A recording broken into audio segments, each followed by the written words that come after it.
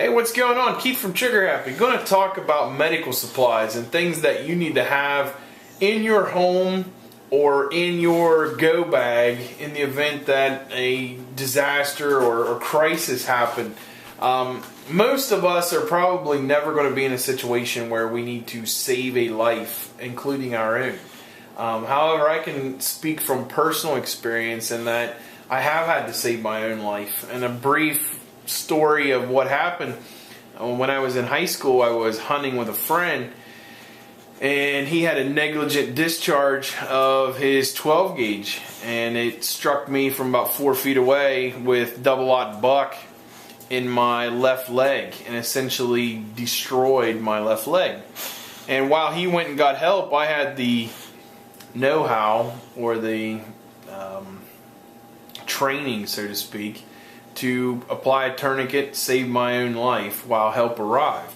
And it's something I deal with to this day. It is a hindrance to me. They did save my leg through about 15, 16 operations, but it still causes me a lot of problems today. So when I talk about medical supplies and things that I need, I may have a few more pills or a few more things that I require just to get through my day than what most people are going to have. But we're going to talk in general terms here tonight. Most people are going to have a first aid kit or something of the sort in their home. And a lot of these can be bought at big box stores or online, and they're very basic. Contain this one is kind of they call it a survival kit, but contains aspirins and ointments and things for sunburns. Contains a lot of bandages and band-aids, tape. Has a compass, some scissors, some gauze, a pair of gloves, safety pins, a whistle, whatever. Basic stuff. The problem with these are a lot of the things contained inside are not of the best quality. You'll find that the band-aids don't stay applied very well. Everything is just kind of cheaply made and stuck together. They will work, and obviously if it's a bug-out situation, you don't have a ton of room, something like this will serve its purpose to get you from point A to point B, assuming you're not going very far. But what I like to do is have some other things on hand that are of better quality.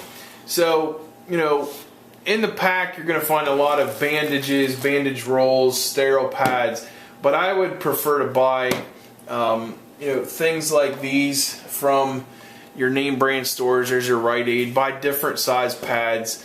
They're individually wrapped. You can usually buy them for a relatively low price. These are good for wound dressing, first aid of minor cuts and abrasions. Buy them in a large enough quantity that you can change dressings often. You want to make sure they're non-stick for the most part. I mean, you're never going to have a wound that if it's actively bleeding and seeping out, that it's going to be a lot of discomfort involved. But buy good quality sterile pads and dressings. I buy numerous name brand bandage rolls of several sizes. There's a 4.5 inch. I think that's like a 3 inch. Here's some more 4 inch. Just different sizes. What you'll find is you need to have quite a few of these around. Some of these can be quite expensive, but you want to keep a wound dressed and sterile, and that requires changing your bandages quite often. So for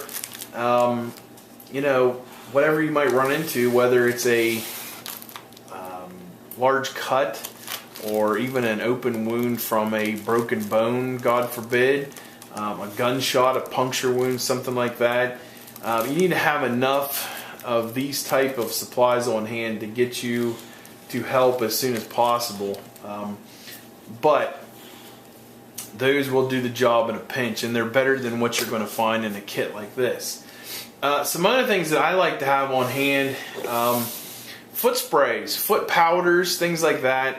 If you're going to do a lot of walking, you may not have a lot of change of socks. It might be humid where you're at, what have you, and having feet that have problems, whether it's athlete's foot or anything of that sort, is a huge hindrance to whatever you're needing to do. You're in a survival situation, and if you look at casualty lists from World War I, World War II, I mean, trench foot, things like that, these are serious problems that you never want to have to deal with.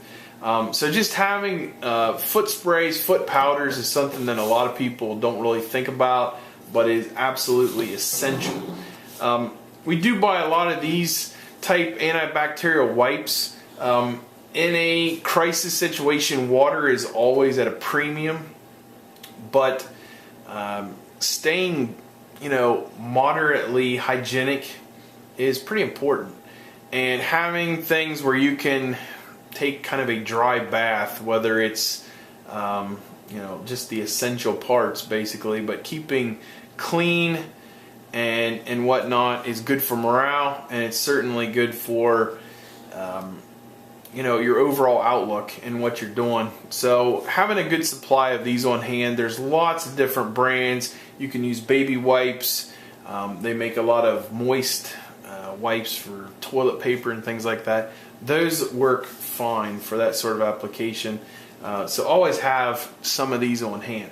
I also keep a lot of extra bottles of things like, there's rubbing alcohol, hydrogen peroxide, good topical antiseptics for minor cuts, scrapes, things like that.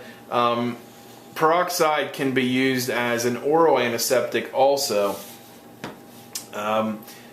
One of the things that people probably don't realize, because in our modern day, if you get a scrape or a cut, you probably don't think about it because you're not in a situation where it's going to get dirty very often and things, but minor things can turn into major things if they get infected, and it can get pretty serious. So buying enough of these just to keep in your pantry or wherever you keep it, your medicine cabinet, to have on hand, pretty important. You don't want to let those things get out of control.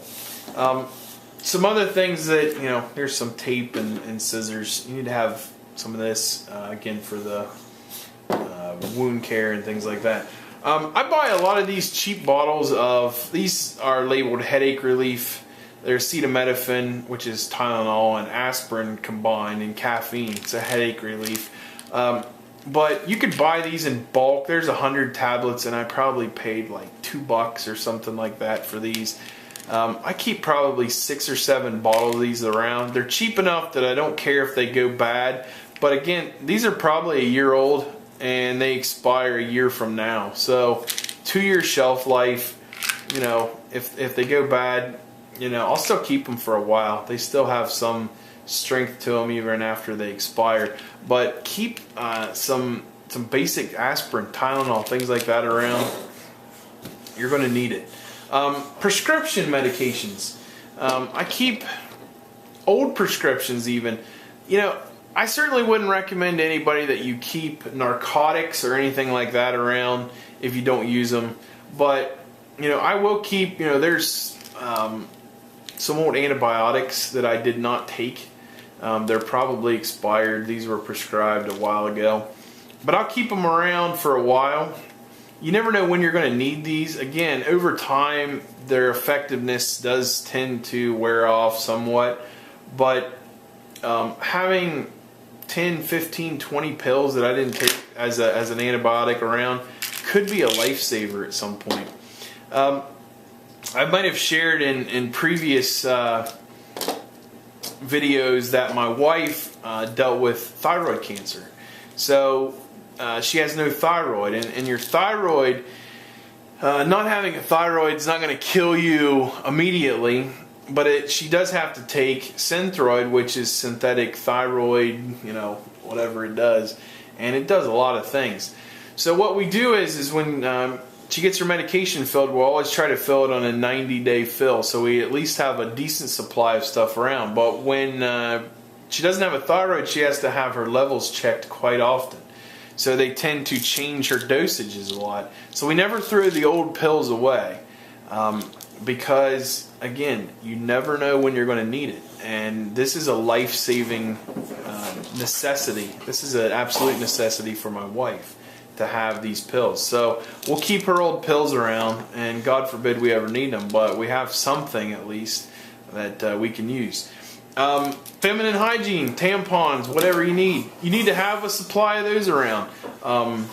You know, tampons have a good use for lots of things. Again, wound care, these are very absorbent.